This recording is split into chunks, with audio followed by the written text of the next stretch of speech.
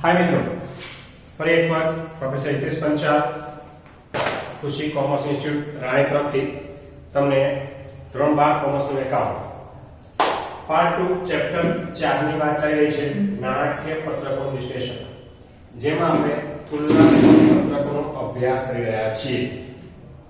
Last વિડિયોમાં આપણે દાખલો 5 અને 6 નો અભ્યાસ કર્યો હતો. અત્યારે આપણે 7 અને 8 નો અભ્યાસ કરી રહ્યા છીએ. દાખલા 7 માં થોડી વિશેષતા એ છે કે તમને કેટલીક ટકાવારી આપી છે, બાકી દાખલામાં કોઈ ફેરફાર છે નહીં. તમે જુઓ કે પહેલો વેચાણની ઉપજ આપી છે 45 લાખ અને 52 લાખ. તો 52 લાખ 2 લાખ, 45 લાખ 2 17 લાખ. 45 માંથી 52 લાખ બાદ કરો એટલે -7 લાખ આવશે.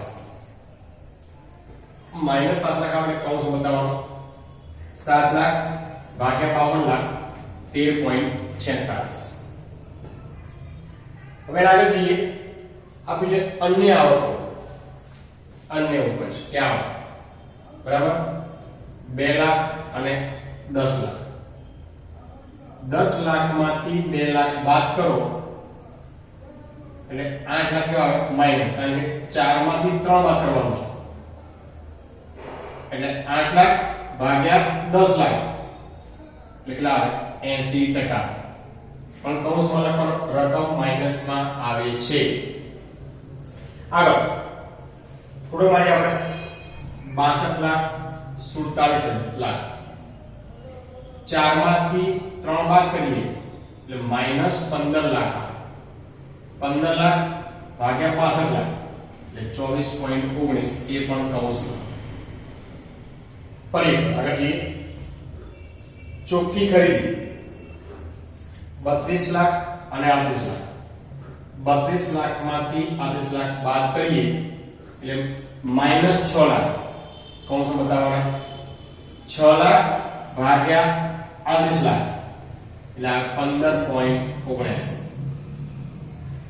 આગળ સ્ટોકમાં ફેરફાર 2 લાખ અને 1 લાખ બંને માઈનસ છે. હવે અહીંયા ધ્યાન રાખવાનું છે.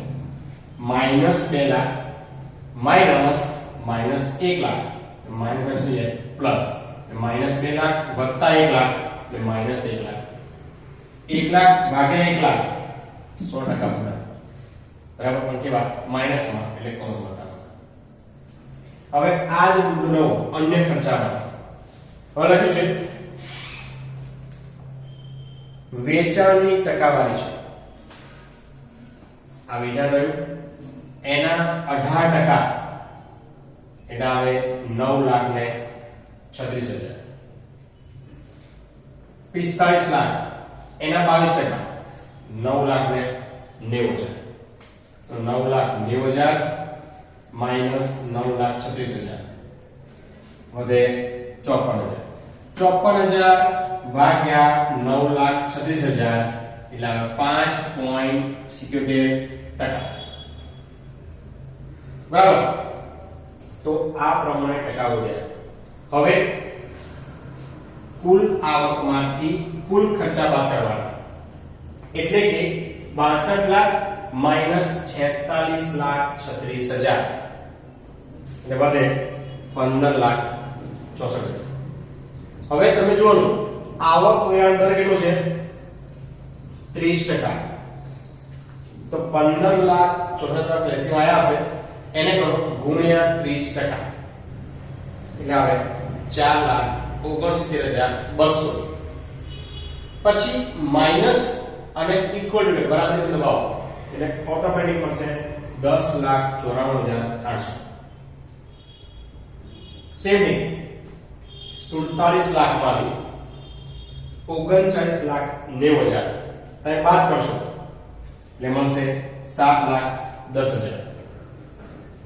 7,10,000 ના 30% 2,13,000. એમાં માઈનસ ઇક્વલ ટુ કરશો એટલે 4,57,000. હવે ઇધે -15 લાખ માઈનસ -6,47,000 એટલે 15 લાખ માઈનસ પ્લસ 6,46 એટલે 8,54,000 માઈનસ માં આવે એના 30% એ પણ માઈનસમાં આવશે 2,56,200 પણ માઈનસ ઇક્વલ ટુ કરીએ એટલે 5,97,800 એટલે અહીંયા પ્લસ ઇક્વલ ટુ કરવો પડશે કારણ કે નિશાની માઈનસ ઓલરેડી છે બરાબર તો હવે ટકા વધારે તો એ નિયમ 5 નંબરના કોલમને 3 કોલમ વડે ભાગી નાખવાના 854 ભાગ્યા 1564 ગુણ્યા 100 54.60 ફરીથી 256,200 ભાગ્યા 4 200 ગુણ્યા 100 54.60 5,97,800 ભાગ્યા 10,94,800 એટલે 54.60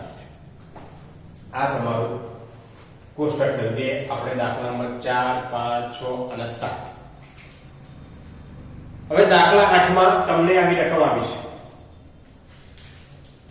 અને આ કોલમમાં બધે ક્વેશ્ચન માર્ક આપ્યા છે અચ્છા એનો મતલબ કે આપણે આ રકમ શોધવાની થઈ તો આપણને ખબર છે કે આપણે પાંચમું કોલમ જે છે એને શું કહીએ છીએ કે ચારમું કોલમ અને ત્રીજું કોલમ વડે બાદ કરી દઈએ છીએ બરાબર તો હવે શું કરીશું ત્રીજું કોલમ શોધવું છે એટલે ચોથા કોલમમાંથી પાંચમું કોલમ બાદ કરી દઈએ બરાબર એટલે 15 lakh minus 5 lakh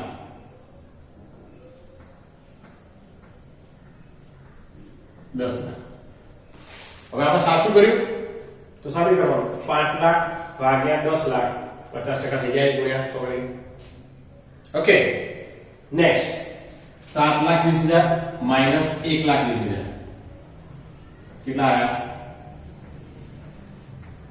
6 lakh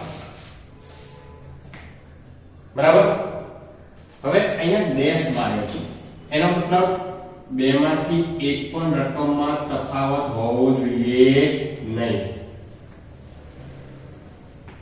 okay 1 lakh minus 50,000 છે બહુ ઈઝી પૂરતી વિગત શોધવી આપણા માટે ઈઝી છે કેમ તો આપણે આ શીખ્યા છીએ બરાબર કે પ્રમાણે 9,70,000 માઈનસ 1,70,000 એટલે કેટલા આવે 8 લાખ તો એ પ્રમાણે 5,30,000 માઈનસ 3,30,000 કેટલા આવશે 2 લાખ સાબિત કરજો કુલ આવક કેટલી છે 10 લાખ એમાંથી 8 લાખ બાદ કરો 2 લાખ આવી ગયા રેડી એ પ્રમાણે 1,59 માઈનસ 99 60,000 બરાબર એમાં સાબિત કરીએ આપણે 30% છે તો 2 લાખ ગુણ્યા 30% એટલે 60,000 એટલે આપણે શોધ્યું એ સાચું છે ચલો 3,71 લાખ અને 2,31,000 બાદ કરીએ આપણે તો આવશે 1,40,000 હવે એની માટે 2 લાખમાંથી 60,000 બાદ કરો તો વધે કેટલા 1,40,000 તો આપણું કોષ્ટક શરૂ થઈ ગયું બહુ સિમ્પલ છે બેટા તમને લોકોને આ દાખલા ગણવા બહુ ઈઝી પડશે અને 4 માર્ક રોકડા મળે છે બરાબર ફરી તમને કહી દઉં કે થાય છે કોષ્ટક આખું પહેલો નંબર વિગતનો બીજો નોંધ નંબર ત્રીજો 2016 એટલે કે 2 વર્ષ જે આપ્યા હોય એમાં જે જૂનું વર્ષ છે એ પહેલા લખવાનું એ 3 નંબર ઉપર અને 2170 આપ્યું છે એ નવું વર્ષ કહેવાય એટલે 4 નંબર ઉપર સમજો કદાચ એક્ઝામમાં તમે 2021 બેઠા છો બરાબર તો તમને શું લખે 2021 અને 2020 તો આપણે ખબર હોવી જોઈએ કે નવું વર્ષ કયું કહેવાય 2021 એ 4 નંબરના કોલમમાં આવવું જોઈએ એટલે 2020 3 નંબરના કોલમમાં આવવું જોઈએ બરાબર અને વધારો ઘટાડો રૂપિયામાં એટલે કે 4 નંબરના કોલમમાંથી 3 નંબરનું કોલમ આપણે માઈનસ કરીશું તો ક્યાં લખીશું 5 નંબરના કોલમમાં જો રકમ માઈનસ આવે તો કૌંસ કરવાનો પ્લસ આવે તો ન રાખવાનું બરાબર પછી 5 નંબરના કોલમને 3 નંબરના કોલમ વડે ભાગીએ અને ગુણ્યા 100 કરીએ એટલે 6 નંબરના કોલમમાં ટકા મળી જાય. શેના? વધારા ઘટાડા. આ આડું થઈ ગયું. હવે ઉભાની વાત કરીએ આપણે તો નંબર 1 અને નંબર 2 બરાબર એ પ્લસ કઈ કુલ આવક મળે બરાબર. પછી ખર્ચાઓ મળે. એ ખર્ચાઓ સરળ કરવાનો કુલ ખર્ચા મળી જાય. કુલ આવકમાંથી કુલ ખર્ચ બાદ કરવાના એટલે આપણને આવક વેરા પહેલાનો નફો મળી જાય. એમાંથી તમે આવક વેરો બાદ કરશો એટલે તમને આવક વેરા પછીનો અથવા આવક વેરા બાદનો નફો મળી જશે. એટલે બંને રીતે તમારે કોષ્ટક ચેક કરી લેવાનું. બરાબર. બહુ ઈઝી છે, બહુ સારું ચેપ્ટર છે. જોઈએ એટલા રોકડા માર્ક મળે. 4 માર્કનો દાખલો પૂછાય ડી સેક્શનમાં એટલે 4 માર્ક રોકડા માર્ક મળે. ઓકે, તો આ પ્રમાણે મહેનત કરજો અને ધ્યાનથી દાખલા ગણજો. પ્રેક્ટિસ કરશો બહુ જલ્દી પતી જશે. બરાબર. ઓકે, હવે ગુડ ડે, બાય.